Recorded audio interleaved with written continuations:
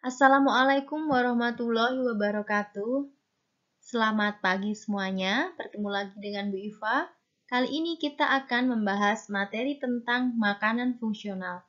Buat kalian yang belum subscribe channel ini, mohon dukungannya untuk subscribe terlebih dahulu ya. Pengertian dari pangan fungsional menurut Badan POM adalah pangan yang secara alamiah maupun telah melalui proses mengandung satu atau lebih senyawa yang berdasarkan kajian ilmiah dianggap mempunyai fungsi fisiologis tertentu yang bermanfaat bagi kesehatan. Nah, serta dapat dikonsumsi sebagaimana layaknya makanan atau minuman yang mempunyai karakteristik sensori berupa penampakan, warna, tekstur, dan cita rasa yang dapat diterima oleh konsumen. Suatu makanan dapat dikategorikan sebagai makanan fungsional jika produk tersebut berupa produk pangan. Jadi, bukan kapsul, tablet, atau powder yang berasal dari bahan yang terdapat secara alami pada bahan pangan. Dapat dikonsumsi sebagai bagian dari makanan sehari-hari. Dan berikutnya adalah mempunyai fungsi tertentu pada saat dicerna, serta memberikan peran tertentu dalam proses metabolisme di dalam tubuh. Antara lain memperkuat mekanisme pertahanan tubuh, meningkatkan kekebalan, mencegah timbulnya penyakit tertentu, dan sebagainya.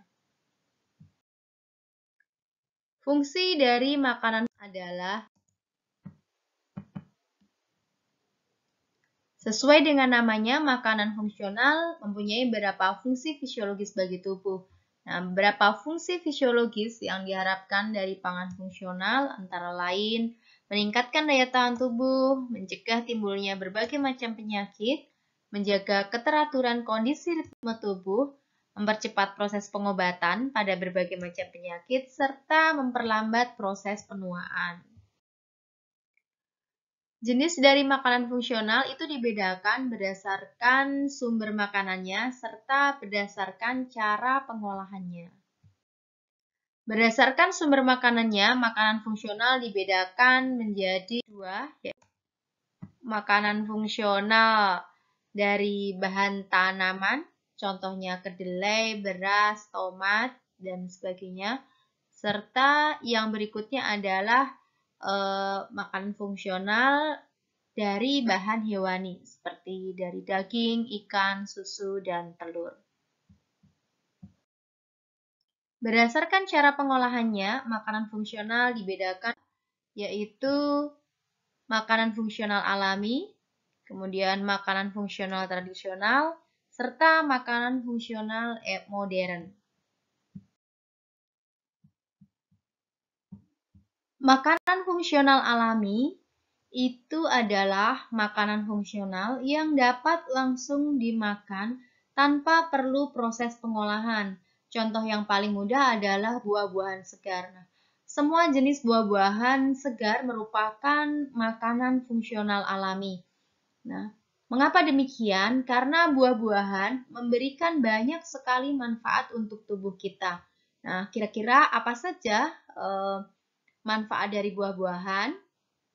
Nah, buah-buahan mempunyai beberapa manfaat, diantaranya adalah sumber vitamin. Berbagai jenis vitamin ada pada buah-buahan. Kemudian, buah juga merupakan sumber air dan gizi.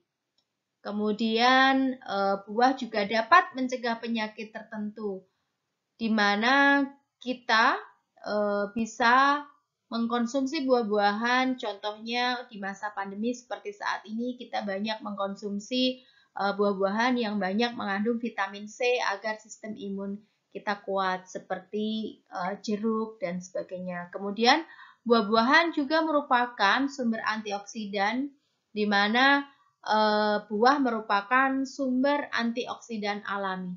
Kemudian buah-buahan juga bahkan dapat dimanfaatkan untuk obat luar tertentu. Contoh bisa dimanfaatkan untuk mengobati obat luar jerawat, bisul, dan sebagainya. Berikutnya adalah makanan fungsional tradisional. Makanan fungsional tradisional itu diproses secara tradisional mengikuti cara pengolahan yang telah diturunkan dari generasi ke generasi berikutnya. Nah, kita harus bangga sebagai bangsa Indonesia karena kita punya produk jamu tradisional yang telah turun-temurun sampai saat ini masih banyak dikonsumsi oleh masyarakat kita. Contoh dari makanan tradisional ini, makanan fungsional tradisional ini adalah seperti jamu-jamuan seperti beras kencur, kunyit asam, makanan seperti tradisional juga seperti tempe dan sebagainya. Nah, di sini akan saya sampaikan sedikit manfaat dari jamu gendong yang merupakan khas dari negara kita. Jamu gendong itu walaupun mungkin rasanya kurang enak di lidah remaja terutama, namun jamu gendong mempunyai beberapa khasiat, di antaranya ada yang dapat mengatasi pegal-pegal, ada yang dapat meredakan pusing, ada yang bisa melangsingkan tubuh, ada yang dapat mengatasi perut kembung, menurunkan kolesterol, menghilangkan bau badan, dan sebagainya. Nah, tempe juga sebenarnya merupakan makanan tradisional yang banyak kita konsumsi. Namun demikian, hak paten untuk tempe ini ternyata tidak ada pada negara kita. Nah, sedikit saya singgung tadi terkait hak paten tempe itu ternyata dari beberapa data hak paten terkait penelitian tentang tempe itu banyak dilakukan oleh negara asing ya, seperti Amerika, Jepang, dan Indonesia baru didaftarkan itu pun belum mendapatkan hak paten. Nah, sungguh ironis sekali, beberapa hasil penelitian tentang tempe itu justru dipatenkan oleh pihak asing. Jadi padahal tempe adalah makanan keseharian kita yang banyak kita konsumsi sehari-hari. Nah, ini adalah tantangan besar untuk kalian nanti ke depan sebagai generasi penerus bangsa untuk bisa bagaimana kita melakukan penelitian-penelitian tentang makanan-makanan tradisional kita. Nah, berikutnya adalah makanan fungsional modern. Makanan fungsional modern itu diolah secara modern dengan resep-resep baru yang diriset dan diuji secara berkala. Contoh dari makanan fungsional modern adalah suplemen makanan untuk penderita diabetes dan sebagainya. Demikian tadi sedikit materi tentang makanan fungsional. Semoga dapat bermanfaat untuk kalian semua. Terima kasih banyak untuk perhatiannya. Dan buat kalian yang belum subscribe channel ini, mohon dukungan untuk subscribe channel ini. Terima kasih banyak. Wassalamualaikum warahmatullahi wabarakatuh.